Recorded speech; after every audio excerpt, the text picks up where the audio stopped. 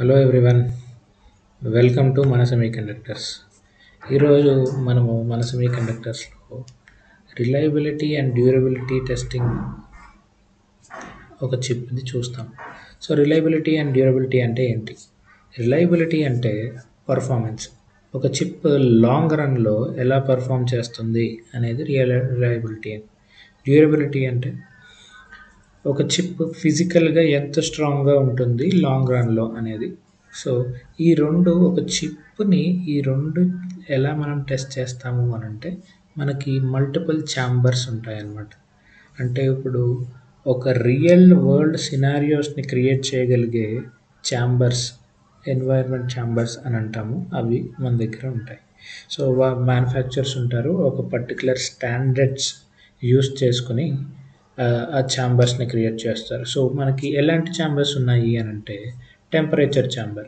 So ఇది extreme hot and cold temperature కండిషన్స్ని create చేస్తుంది.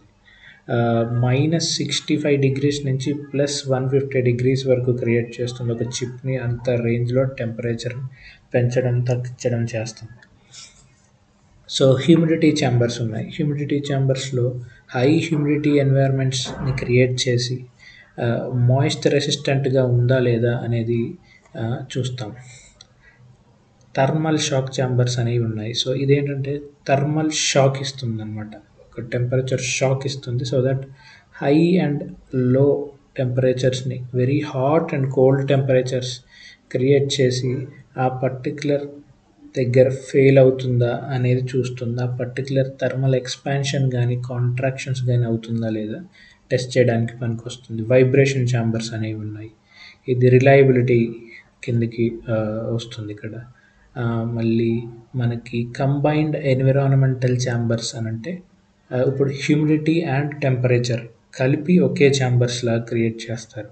సో అలాంటి వాటిని కంబైన్డ్ ఎన్విరాన్మెంటల్ ఛాంబర్స్ అని అంటారు. ఆల్టిట్యూడ్ ఛాంబర్స్, ఇప్పుడు మన ఐసీ ఆర్ మన చిప్ ఒక ఏరోస్పేస్లో కానీ డిఫెన్స్ అప్లికేషన్లో కానీ యూజ్ అయ్యి ఉంటాయి. అలాంటి కండిషన్స్ని క్రియేట్ చేస్తుంది అనమాట ఈ ఆల్టిట్యూడ్ ఛాంబర్స్ అనేది. సో మన చిప్ అక్కడ కూడా అలాంటి కండిషన్స్ని కూడా ఎక్స్పీరియన్స్ అవుతుంది ఈ పర్టికులర్ ఛాంబర్లో. సాల్ట్ స్ప్రే ఛాంబర్స్, ఒక్కసారి చిప్ ప్యాకేజింగ్ అయిపోయిన తర్వాత ఆ చిప్ ప్రొటెక్టివ్ కోటింగ్ అంతా అయిపోతుంది కాబట్టి, సో ఆ ప్రొటెక్టివ్ కోటింగ్ ఎంత స్ట్రాంగ్గా ఉంటుంది అంటే, ఇప్పుడు దాని పిన్స్ ఎంత రెసిస్టెంట్ అంటే కొరిజన్ ఉండకుండా, తుప్పు పట్టకుండా ఎలా ఉంటాయి అనేది ఎవాల్యుయేట్ చేస్తుంది అనమాట. ఇది టెస్ట్ చేస్తుంది. ఆ కండిషన్స్ మనం దీనివల్ల క్రియేట్ చేయొచ్చు ఈ సాల్ట్ స్ప్రే ఛాంబర్ వల్ల. సో ఇక్కడ మనము హెచ్టాల్ టెస్టింగ్ అని మన ఇండస్ట్రీ లెవెల్లో వినుంటాం. అది ఎక్కడ ఏ ఛాంబర్ యూస్ చేసుకుని చేస్తామంటే, టెంపరేచర్ ఛాంబర్ అనేది యూస్ చేసుకుని చేస్తాం. నేను ఇక్కడ ఒక ఫోటో చూపిస్తున్నాను. ఇది నేను గూగుల్ నుంచి తీసుకున్న టెంపరేచర్ ఛాంబర్. అంటే ఇలాగే ఉండవు, చాలా రకాలుగా ఉంటాయి temperature chambers or a chamber అయినా. కంపెనీ అండ్ మ్యానుఫ్యాక్చర్ బట్టి డిఫర్ అవుతూ ఉంటుంది. సో ఇది ఒక టెంపరేచర్ ఛాంబర్ ఇమేజ్ అనమాట. సో బేసిక్గా ఇవన్నీ ఎందుకు అని అంటే, ఒక రిలయబిలిటీ, ఒక ప్రోడక్ట్ లైఫ్ టైంని మనము తెలుసుకోగలుగుతాం. ప్యాకేజింగ్ కానీ ఇంటర్ కనెక్ట్స్ కానీ కరెక్ట్గా ఉన్నాయా, గట్టిగా ఉన్నాయా, లాంగ్ రన్లో పనికొస్తాయా అనేవి చూస్తామన్నమాట. అంతే.